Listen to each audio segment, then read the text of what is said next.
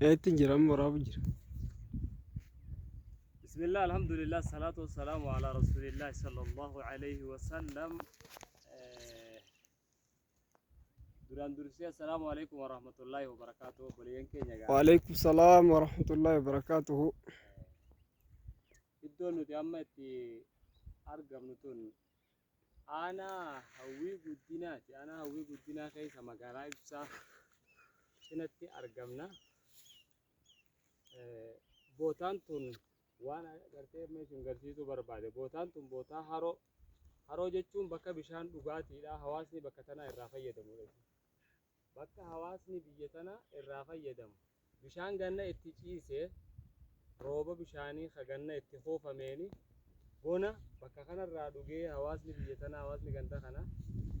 ittiin jiraata jechuudha sani duuba gaa guyyaa har'aan tanaa kana yeroo tana keessatti erga ji'a ramadaanaa eegalee roobni bakka biraa roobu jiru kun roobni biyyattii roobu jiru kun asiin roobni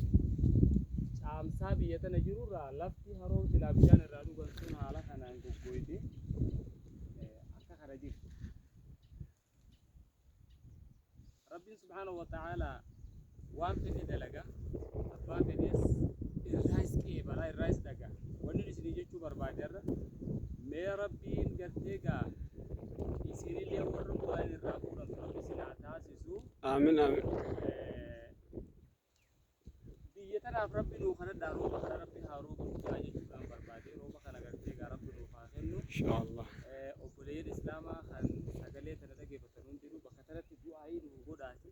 rooba biyya tana biyyi tun duuba caamsaan biyyattiillee haanuma jiraatu akka naannoottillee haanuma jiraatu waan hafeen kanaa fi fakkaattota isaa keessallee haanuma jiraatu ta akka biyya tanaa tun hin agarre haalli lafa qonnaa isiidhaa yoo laalamees haalli lafa qonnaa isiidhaa kanumatti mul'atu kanaa uummata akka irra hin jiranii